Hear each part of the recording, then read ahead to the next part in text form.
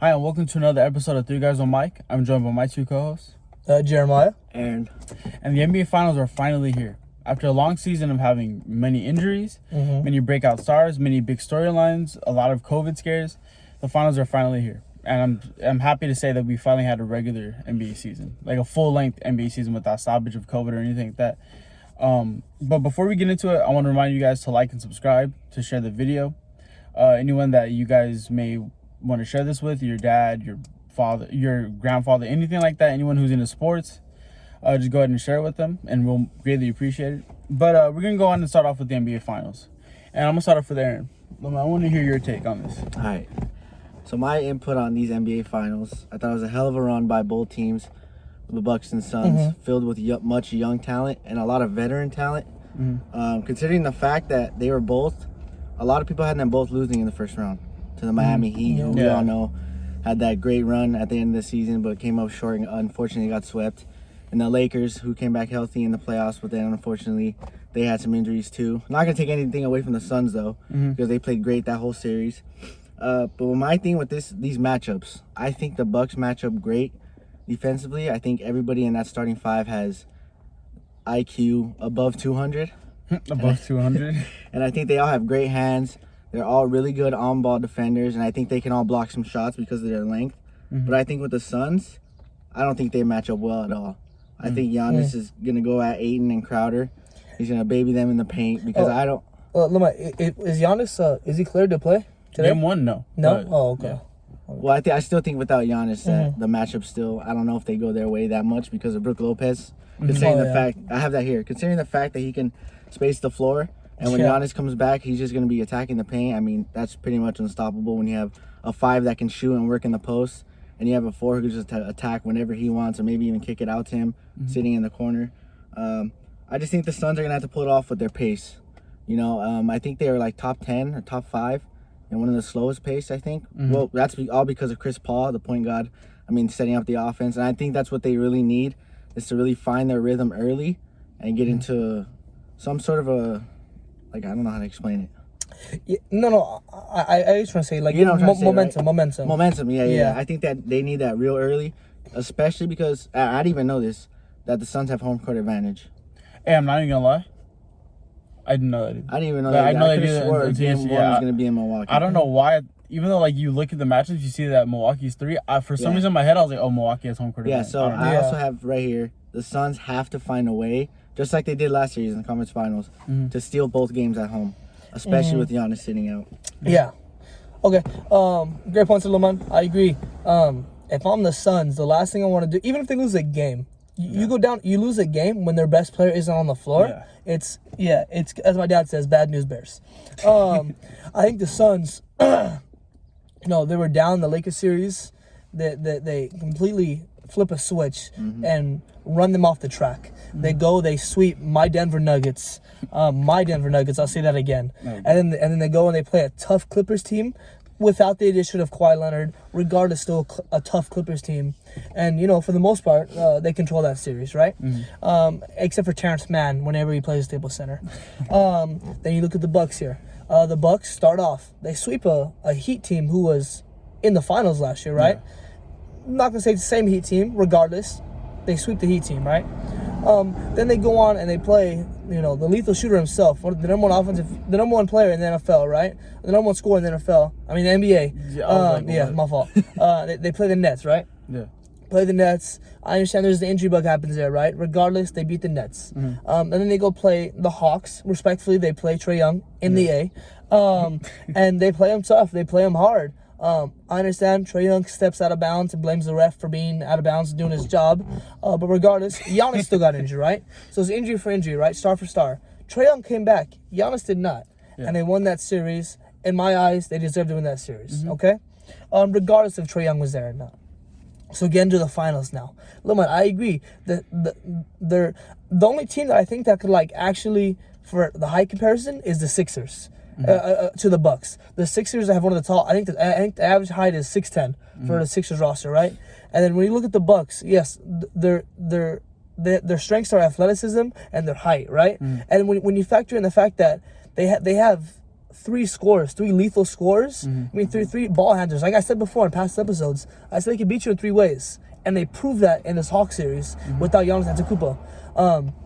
And Luma, I love that you mentioned. I've been seeing all this hype around Brook Lopez. Even on TikTok, right? Oh, all the threes he's making, his shot and all that. We've been saying this. People are just starting to catch on to it now because he's catching fire and he drops 33 in the Eastern Conference Finals, right? People forget that he played on the Nets for like 11 years. Yeah. His whole game was just in the post.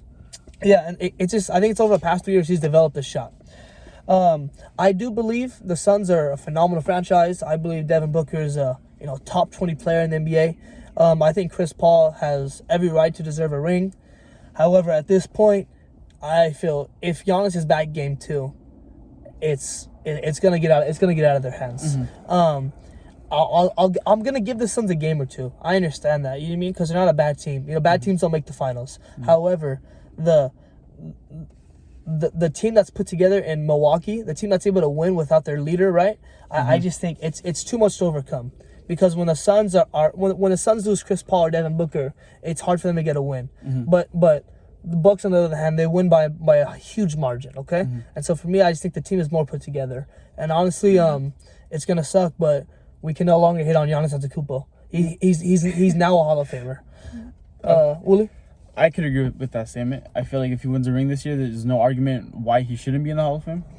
But when it comes to the Suns, I think the Suns, they're getting really great experience for the 2 young stars, DeAndre Ayton and Devin Booker. It's the best thing you can ask for when it comes to their age, putting them on a stage this big. The Suns are rested. They have 6 days of rest, so that's going to play in when it comes to a team that they're facing. The Bucks, they had to play a game in Atlanta while their best player was injured, and then they have to go straight into Phoenix. So they really didn't have a time to rest. The Suns, their bench has been consistent all playoffs long. It looks like when Chris Paul, Devin Booker, DeAndre Ayton, when they go on the bench, when they go to the bench, their bench players come in and they don't look like they miss a beat. Like they look like they make big momentum plays, and you could see it in the Lakers series when Chris Paul was kind of hurt. They kind of looked kind of slow, but later on in that series, they really stepped it up. Jay Crowder, even though he's not on the bench, but he's kind of a role player. He made big plays. Campaign, the Pain Train, all these players. Too. So I feel like right there they have the slight advantage to that. But with Chris Paul, when it comes to him, I feel like with Giannis being out game 1, potentially game 2, you're gonna have to have him be the best player in that series. There's no doubt about it. Whether it's with his scoring, as you saw in game 6 against the Clippers, whether it's with his assists, leadership, defense, anything, he has to be the best player on the court at one of those things at all times. Booker, I think a big thing for him, we saw it in the Clippers series. He has to stay out of foul trouble. And he's playing against these physical defenders who can get in his head. He's playing against Jrue Holiday. He's playing against Bobby Portis. He's going to be playing against PJ Tucker. So Bobby Portis, forgot to mention him. Yeah. Oh my gosh, yeah. So I feel like for him, it's going to be a big thing that he stays out of foul trouble because, as we know, he's probably the best scorer in that series. Pure scorer, he's the best scorer in that series. So I feel like he just has to stay out of foul trouble. With the Bucks, as you guys were saying, the Bucks are without Giannis, but I really don't see them missing that much of a beat. I feel like they're gonna miss him over the course. If say Giannis didn't play a single game this series, I feel like they're gonna miss him then. But for 1 or 2 games, they're not gonna miss him that much. Yes.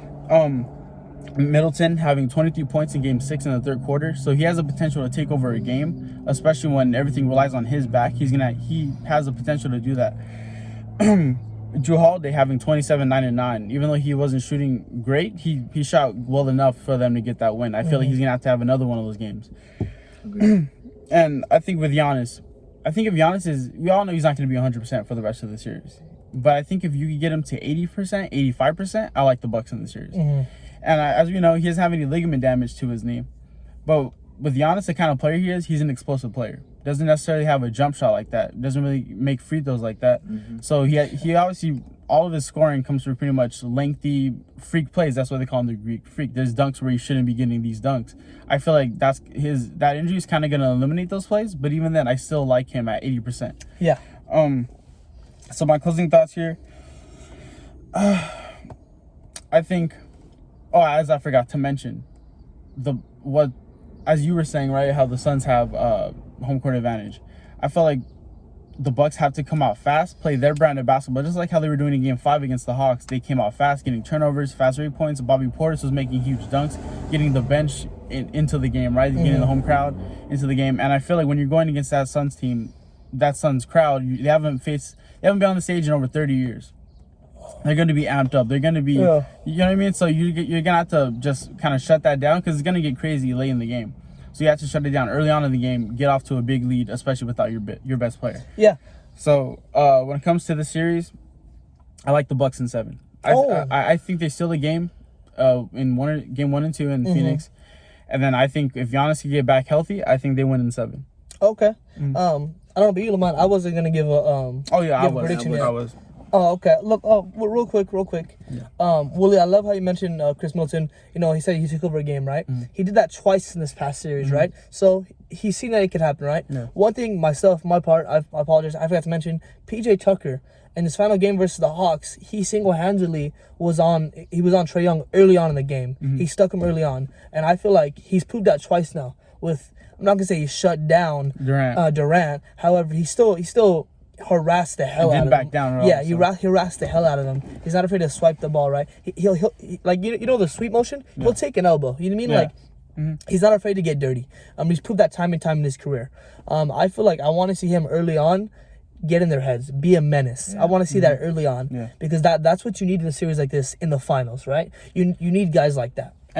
And to your point, I feel like the Suns are more of a finesse team. They're a shooting team, if that kind of makes sense. And the Bucks are just Black Air Force One energy all around. So ashy elbows. Yeah, so I feel like that's where the Bucks, they have to utilize that and they have to use that to their advantage. Especially when it comes to Bobby Portis, PJ Tucker, all those players. So. Let me anything?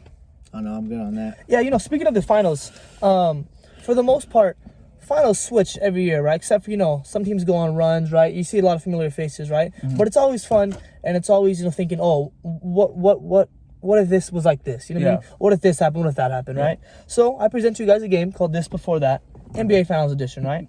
So I'm going to start off. I'm going to name 2 teams, and is this going to happen before that happens, right? Okay. So will this happen? The Wizards make a finals, or will that happen? The New Orleans Pelicans make a finals? I say the Pelicans. I feel like because they have young stars. And I really don't think that Russ and Beal are going to work to the point where they make a championship. So. Lamont? Yeah, I think the Pelicans because they're more put together than the Wizards are. Okay. The Timberwolves or the Bulls? 2 franchises who are in slumps for the most part, if they even are still franchises at this point. What do you guys believe? I say the Bulls are closer right now, but to see it realistically happen, I would say the Timberwolves. Yeah. I say because they have they have picks because they have Anthony Edwards, so I think they're not closer than the Bulls right now, but I see it happening first. Yeah, I think the Timberwolves too, simply because of Anthony Edwards. I think he's gonna become a star in the league pretty soon. Okay, yeah. The Charlotte Hornets or the Memphis Grizzlies. Both. Ooh, that one's really good. Both have stars. Both have really good young talent. I'd say. But I think when it comes to their situation, both of them, I honestly think the Hornets. I think they have better shooters, and I just think that they're a high Q. Their IQ, especially with LaMelo Ball running point, I think he's gonna be maybe a future MVP in my eyes. I think the Hornets. You think Michael Jordan factors into that? Him being the owner and the coach, for sure. Yeah. I would say it's tough. The only thing that's going to decide it for me is the conferences that they play in. Yeah. And I have to go with the Hornets. So then again, the Grizzlies have been in the playoffs for the past 3-4 years. They've been consistent, but I would say the Hornets because of LaMelo. Okay. Dallas Mavericks or the Knicks, who were in the playoffs this year. Yeah, they both I would say the Mavs. The Mavs, they're as long as you have Luka, you're never out of it. Okay. They're pretty much a player away from being. I say the Mavericks too because like how we were talking about earlier, the Knicks just don't have another superstar. But you guys don't believe the Knicks are a player away? I think they're a player You don't believe they're one max contract away from the finals? Yeah, but when you look at the team, like I'd rather have Luka paired with another star than Randle paired with another star. Okay, so. That's fair. Yeah. I'm gonna move into conferences now, right? This was a big debate here. This is a big one here. The 76ers or the Celtics? Okay, that was a quick one, yeah. Luma? Who do you think? I just think right now... just for the record, the Celtics lost first round this year. Yeah, just for the record. I think the 76ers still. 76ers still? I believe that too. No, for being honest? Celtics, all right, go ahead. Their first year head coach or their head coach. I want to see how that plays out their first season and everything going on with Kemba. I just think the 76ers are still put together to win first. Yeah, definitely. I know I'm the host of this game. I'm still going to say this. I feel like the only reason the 76ers weren't in the finals is because of the 76ers. Yeah. Like they ruined it. No, like they ruined it for themselves. Yeah, They really did. But I mean, I was just trolling right now. Obviously, Sixers are closer, but I don't think with Ben Simmons not making improvements in his game, I don't see it. I think Tatum. I don't think he's as good as Embiid, but I feel like they have more of a supporting cast, a young supporting cast going into the future. Okay. The Toronto Raptors or the Miami Heat? Both disappointments this year. Heat. The Heat? Okay. Yeah. No explanation, or guys just Heat? No, I mean, you have Jimmy Butler. I think it's pretty self-explanatory. You have Bam, right. So. Okay. 2 slumps here. The Pacers or the Cleveland Cavaliers? Pacers. Pacers. That's actually Pacers. really hard. Okay, I'm not actually even Pacers. gonna I'll lie. go Pacers. I'm not even gonna lie. I think that's pretty hard. I think I'll give it to Pacers. Yeah. Pacers? Malcolm Brogdon and DeMontis Sabonis. Especially when the Cavs are trying to shop Sexton. Yeah. So. Okay. The Detroit Pistons or the Orlando Magic? God damn. I forgot they were teams. To be honest. I go Pistons. I mean, the only thing they've ever been noticed for really is beating the Lakers in the Malice at the Palace. the Malice at the I'm pretty sure they lost the fight. Moving on to the Western Conference. This Battle of LA. Lakers or Clippers? Lakers. I think the Lakers because with Paul George and Kawhi, when they play together in the playoffs, we still haven't really seen that yet. I mean, when we first saw it was in the bubble, and we all saw how that turned out, how they play together. I just don't think Paul George with another star, no one sees him as the alpha. Yeah. Like when Kawhi's there, they just don't go to him as much. They always see Kawhi as the number one guy. That's true. But with LA, Anthony Davis and AD work because that's Anthony Davis and AD. He works places himself. Anthony Davis and LeBron work because LeBron is a point forward and AD is a point forward. Is all around 5 or 4, wherever you want to throw him at. Okay. I haven't given my pick, but I go with the Lakers. Also, how you said that the Clippers and Paul George and Kawhi haven't really played together. They have, but not for an extended period. Yeah. Okay.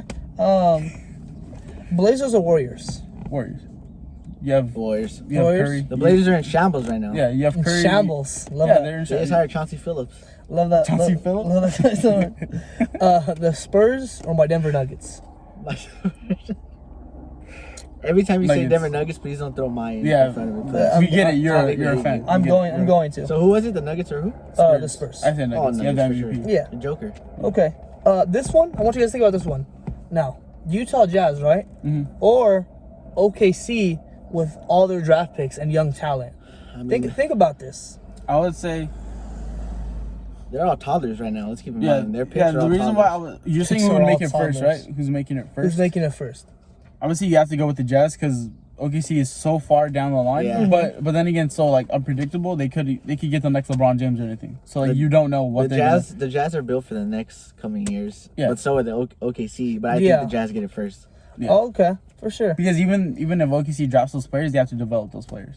So That's understandable. Willie's nephew can be on OKC the next coming that is years. why true. would my nephew be That on is true. Yeah, is that racist?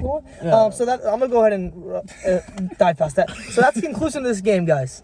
Let us know down below, guys, if you truly did enjoy this game. We want to incorporate more things like this, and especially with the edits on screen, guys. It's easier for you guys to Shout look out at. to Patrick. Shout out to Patrick Osuna. Thank you guys so much for watching the episode. Feel free to like, comment, like Willie said. Subscribe, guys. Every view does count. We do appreciate that greatly, guys. And like we said, follow